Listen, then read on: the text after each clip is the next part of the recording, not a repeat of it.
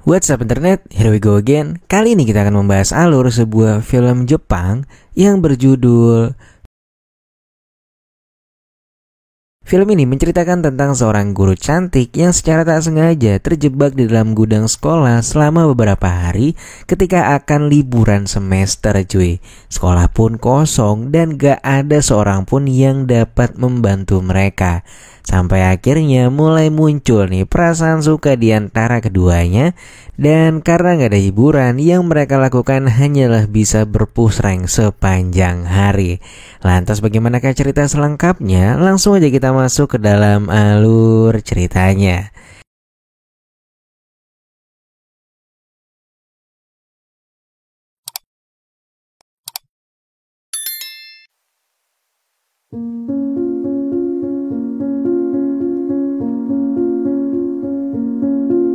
Film berlatar di sebuah sekolah khusus laki-laki yang terletak di sebuah desa di Jepang.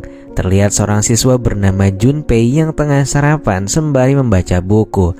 Lantas teman sekelasnya yang bernama Nagai datang dan mengambil roti miliknya. Diketahuilah bahwa Nagai merupakan pentolan di kelas itu dan gak ada seorang pun yang berani dengannya. Junpei sendiri hanya bisa bersabar mendapat perlakuan tak menyenangkan dari Nagai tersebut. Di sisi lain terlihat bu guru cantik yang bernama Sachiko baru aja keluar dari gudang bersama Pak Kepala Sekolah yang bernama Pak Yoshida. Dan mereka ini ternyata baru aja beres melangsungkan perpusrengan duniawi di gudang tersebut. Setelah itu Sachiko pun bergegas ke kelas untuk mengajar bahasa Inggris di kelasnya Junpei. Guru cantik itu langsung sadar kalau Junpei mengalami lebam. Namun ketika ditanya apa yang terjadi, Junpei enggan bercerita dan Sachiko yang seakan sudah mengerti akhirnya hanya memberikan sapu tangan untuk muridnya itu. Lantas ketika pelajaran usai, Bu Sachiko serta Pak Yoshida pun pulang bareng. Namun saat masih berada di dekat lingkungan sekolah, Sachiko diminta untuk merunduk lantaran tak ingin hubungan terlarang mereka diketahui oleh para murid. Lalu seakan kurang pol bermain di gudang sekolah tadi, mereka pun memutuskan untuk mampir ke Oyo terdekat untuk melaksanakan ronde kedua dengan si ibu guru cantik ini.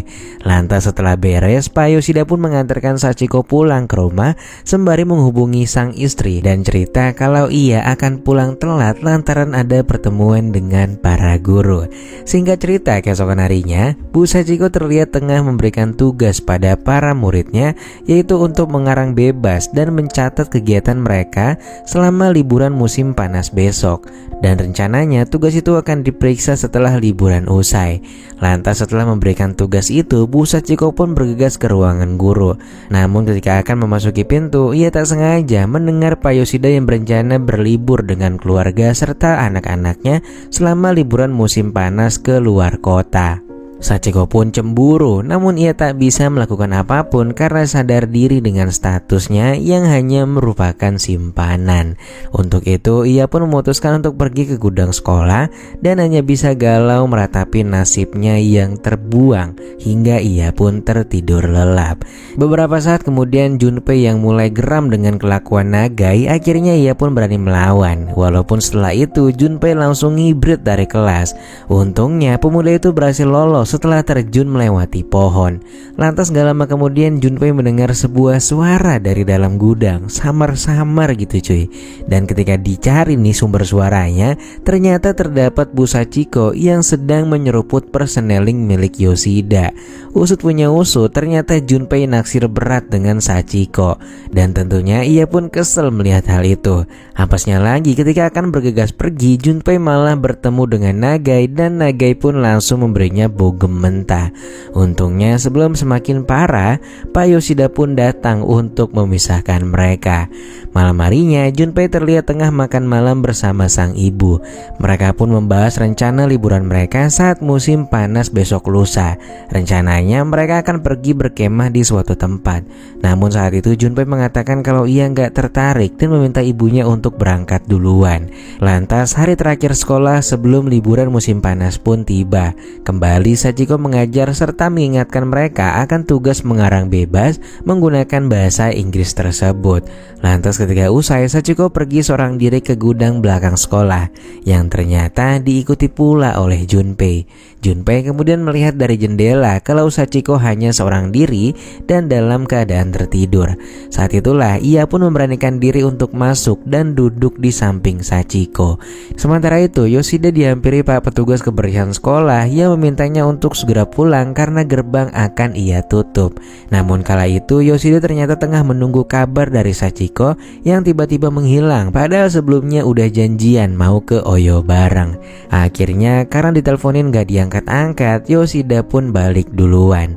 Di sisi lain, Junpei yang gak bisa nahan pas ngelihat segitiga pengamannya Sachiko memutuskan untuk senam 5 jari. Di waktu yang sama pas banget tiba-tiba Sachiko bangun. Karena kaget ia pun mundur-mundur dan malah terjatuh pingsan karena ketimpaan sesuatu. Sialnya lagi, dalam keadaan panik itu Pak petugas kebersihan datang dan menyadari kalau pintu gudangnya terbuka. Ia pun segera menguncinya dan kemudian pergi dari sana. Yang pada akhirnya mereka pun terkunci di gudang tersebut. Tak mau kalah dengan keadaan, mereka berdua pun berusaha terus untuk membuka pintu serta jendela dengan alat bantu seadanya. Namun meski sudah berusaha semaksimal mungkin, mereka tak kunjung berhasil keluar dari gudang itu. Sampai akhirnya malam pun tiba dan mereka belum juga bisa keluar. Singkat cerita, beberapa jam berlalu, mulai terjadi obrolan antara Junpei dan Sachiko. Mereka pun membahas kemungkinan mereka bisa keluar besok atau lusa. Namun mereka menyadari kalau saat ini semesteran akan diliburkan dan gak ada seorang pun yang akan datang ke sekolah selain si Pak petugas kebersihan. Junpei lalu mengatakan Pak Yoshida pasti akan datang dan membantu mengeluarkan mereka, dan ia meminta Sachiko untuk menghubunginya segera. Sachiko pun langsung memotong dan mengatakan kalau ia tak membawa ponselnya. Ponselnya tertinggal di ruangan guru. Lalu tiba-tiba Junpei saat itu bilang kalau dia tahu apa yang selama ini dilakukan Sachiko dengan Yoshida di gudang belakang ini. Namun ia mengaku tak begitu mempermasalahkannya. Pemuda itu juga mengatakan kalau ia benar-benar mengagumi gurunya itu dan meminta maaf atas insiden tadi sore. Ia tak berniat melakukan apa-apa pada awalnya. Sachiko yang masih syok pun hanya bisa berdiam diri dan enggan berkata apapun. Singkat cerita, keesokan paginya Sachiko terbangun dari tidurnya. Mereka pun kembali mencari bantuan dengan berteriak sekuat mungkin. Namun sampai beberapa jam tak ada seorang pun yang datang. Siang harinya dehidrasi mulai menyertai Sachiko. Sementara Junpei ternyata memiliki sebotol air. Junpei sadar dia memiliki kesempatan yang tak akan terulang kembali. Ia pun bilang kalau Sachiko mau memperlihatkan belewahnya, Junpei akan memberikan air tersebut. Sachiko sempat menolak pada awalnya. Namun ketika Junpei akan menghabiskan air tersebut, Sachiko pun akhirnya berubah pikiran. Dengan malu-malu kucing, Sachiko pun mulai mengabulkan permintaan muridnya itu. Dan setelah menunaikan tugasnya, Sachiko pun akhirnya bisa minum dengan bebas. Musim panas di Jepang cukup mengkhawatirkan. Melalui pengeras suara, pemerintah mengumumkan pengumuman bagi masyarakat untuk tetap berada di dalam rumah karena cuaca yang benar-benar terik. Mereka berdua yang berada di ruangan pengap itu pun turut mengalami kegerahan. Di sisi lain, ternyata Pak penjaga tua itu datang hari itu ke sekolah. Namun ternyata Pak tua itu tak mendengar teriakan Sachiko dan Junpei lantaran tak menggunakan alat bantu dengarnya. Ya, doi ternyata bolot cuy. Malam harinya Sachiko pun bertanya bagaimana ia bisa mengetahui hubungannya dengan Yoshido. Junpei menjelaskan semua berawal dari ketidaksengajaan ketika sedang dikejar oleh Nagai, si siswa Badung itu. Sachiko pun memohon untuk tetap merahasiakan kejadian itu dan berjanji akan memberikan hadiah jika Junpei mau tutup mulut. Setelah beberapa saat mereka pun mulai bercanda untuk mencairkan suasana dan mereka mulai menjadi akrab sejak malam itu. Lantas keesokan paginya, Sachiko mengeluhkan dirinya yang benar-benar kelaparan. Ia pun meminta Junpei untuk mencarikannya makanan, yang mana jika berhasil, Junpei akan bisa mencicipi donat coklat miliknya. Junpei langsung tergugah mendengarnya. Seketika ia pun melihat jeruk di depan jendela mereka. Dengan bantuan bambu serta sebuah kawat, Junpei pun mulai memetik jeruk tersebut dan kemudian memberikannya pada Sachiko. Sachiko sempat berpikir 2 kali untuk memakannya. Namun karena udah benar-benar keroncongan, Sachiko pun akhirnya memakan buah tersebut. Sachiko pun memakan jeruknya setengah dan kemudian menawarkan setengahnya lagi untuk Junpei. Namun ketika akan disuapin, di waktu yang sama Sachiko juga ikut nyosor. Dan pada akhirnya mereka berdua pun melangsungkan perpusrengan duniawi untuk pertama kalinya. Dan hal yang gak diduga terjadi. Semenjak kejadian itu, Sachiko mulai terus-terusan meminta dipusreng oleh Junpei tanpa kenal lelah dan tanpa kenal waktu. Pokoknya gas terus lah cuy berhari-hari itu. Lantas singkat cerita, terhitung sudah 5 hari mereka berada di sana. Mereka pun berusaha membuat api untuk menyalakan petasan. Namun meski sudah berhasil, sialnya Pak Penjaga juga tak mendengar petasan mereka. Dan akhirnya lagi-lagi mereka pun hanya bisa pasrah dengan situasi saat ini. Lantas di saat lagi stres-stresnya begini, Sachiko kembali memancing dan meminta Junpei untuk menseruput pempeknya.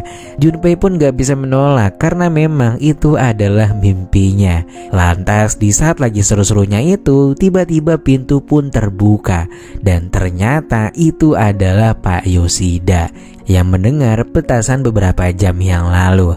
Ia pun langsung menanyakan apa yang mereka lakukan di sini. Namun mereka sepakat untuk enggak menjawab apapun. Lantas karena sudah muak dengan Yoshida, Sachiko pun meninggalkannya. Sementara Junpei memberinya sebuah bogem mentah dan memintanya untuk menjauhi Sachiko.